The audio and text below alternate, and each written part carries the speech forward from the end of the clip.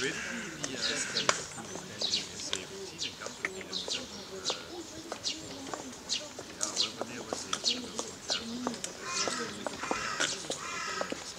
is two museums.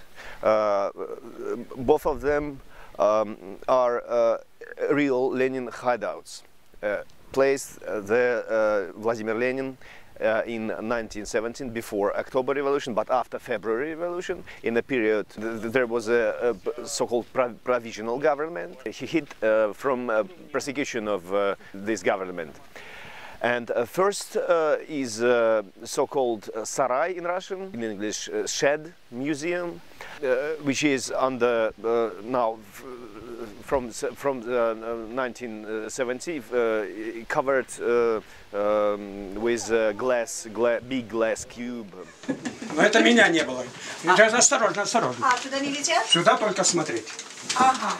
Вот, посмотрите. Это лестница. Вот на этом чердаке находился Ленин несколько дней. Понятно, понятно. Да. Ага. Посмотреть. Но лучше видно с улицы. Ага.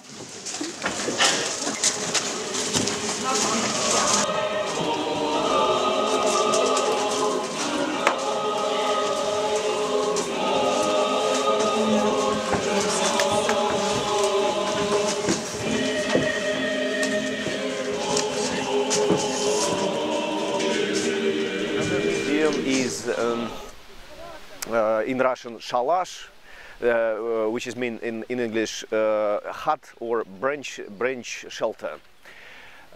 In 7 kilometers from the first one, and shalash is a real place. There Lenin lived about 3 weeks in the summer of 1970. The question is what's happened. We tried what's happened in these places. We tried to answer in the part of our installation in this pavilion. We include in this old Soviet postcards with images of so-called Lenin sites, Lenin places, Lenin memorial places, but without explanation, without any labels.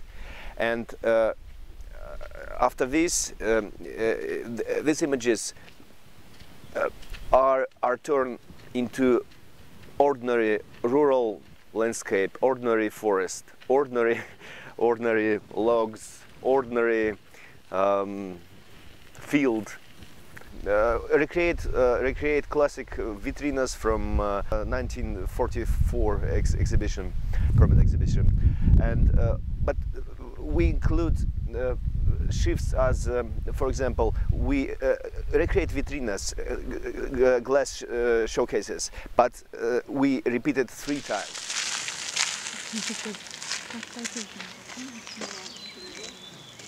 Natasha and Ilya are doing a very interesting conceptual context-responsive exhibitions, also looking at the certain mechanism of ritualization and the fate of revolutionary museums after the end of the ideology. So what happens when the ideology evaporates?